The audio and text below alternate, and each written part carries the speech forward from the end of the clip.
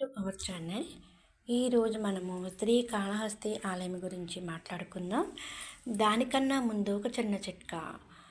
బియ్యం కడిగిన నీటిని పారేయకుండా మొక్కలకు నీరు పోస్తే మొక్కలు చాలా వేగవంతంగా పెరుగుతాయి. ఆకులనేవి మెరుస్తూ ఉంటాయి. ముఖ్యంగా తులసి మొక్క, అలాగే కరివేపాకు, పుదీనా లాంటి మొక్కలకైతే చాలా మంచిది.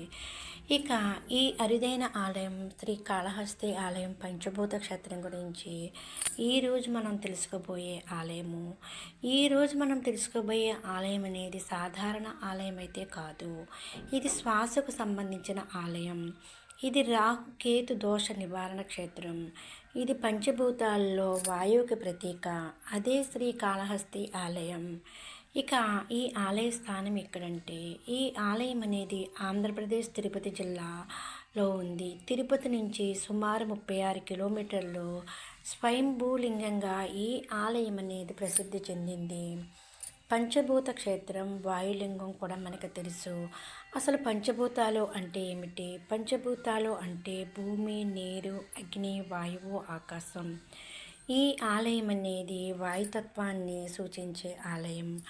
అద్భుతం ఏమిటంటే గుడి లోపల ఎప్పుడూ గాలి ప్రవాహం ఉంటూనే ఉంటుంది.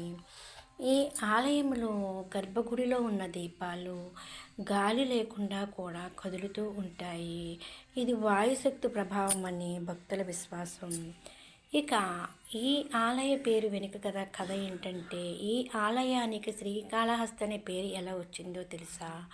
కాళహస్తి అంటే, కాళ అంటే స్వర్పము, హస్తి అంటే ఏనుగు, శ్రీ అంటే సాలిపురుగు. ఈ ముగ్గురు కూడా శివుడిని భక్తితో పూజించారట. ఇది 3 భక్తుల కథ. ఒకప్పుడు ఒక సర్పం, ఒక ఏనుగు, ఒక సాలిపురుగు శివలింగాన్ని తమ తమ విధానాల్లో పూజించేవారట. సర్పం అయితే మణులతో అలంకారం చేసేదట. ఏనుగు గంగాజలంతో అభిషేకం చేసేది. సాలిపురుగు తన జాలితో కప్పడం అనేది చేసేది. ఈ ముగ్గురి భక్తికి మెచ్చిన శివుడు వారికి మోక్షం ఇచ్చాడట. ఇక రాహుకేతు పూజ ప్రత్యేకత గురించి చెప్పాలంటే, భారతదేశంలోని రాహుకేతు పూజకు అత్యంత ప్రసిద్ధ ఆలయం అయితే ఇదే శ్రీకాళహస్తి ఆలయం. కాలసర్పదోషము, వివాహ ఆలస్యం, సంతాన సమస్యలు, ఉద్యోగ అడ్డంకులు, ఈ సమస్యల కోసం లక్షలాది మంది ఇక్కడికి శ్రీకాళహస్తి ఆలయానికి వచ్చి పూజలు చేస్తారు. ఇక రాహుకేతు పూజ సమయం ఏంటంటే, ఇక్కడ అద్భుతం ఏమిటంటే, ఈ పూజ ఉదయం నుంచి సాయంత్రం వరకు ఎప్పుడైనా చేయవచ్చు. ఇది దేశంలోనే అరుదైన విషయం. ఇక గర్భగుడి నిర్మాణ రహస్యం గురించి తెలియాలంటే, ఈ ఆలయం అనేది చాలా లోతైన లోయలో నిర్మించబడింది.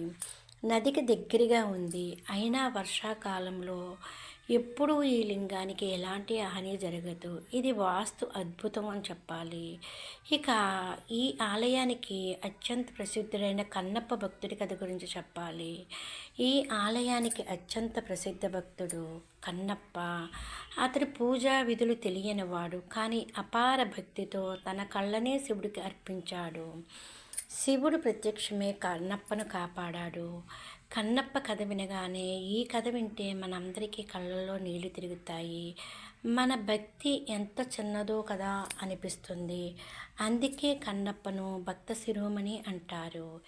ఇక ఈ కాళహస్తి ఆలయం దగ్గర పండుగలు, ప్రత్యేక రోజుల గురించి చెప్పాలంటే, ఇక్కడ ముఖ్యంగా జరుపుకునేవి మహాశివరాత్రి, కార్తీక మాసం, సోమవారాలు, అమావాస్య. ఈ రోజుల్లో ఆలయం భక్తులతో కిటకిటలాడిపోతూ ఉంటుంది. ఇక్కడ మనం దర్శించుకోవడం వల్ల ఫలితం ఏమిటి అంటారేమో. భక్తుల నమ్మకం ప్రకారం మనకి మనసుకు ప్రశాంతత, భయాల నివారణ, జీవితంలో స్థిరత్వం, దోషాల శాంతి, ఇవన్నీ కూడా కలుగుతాయండి.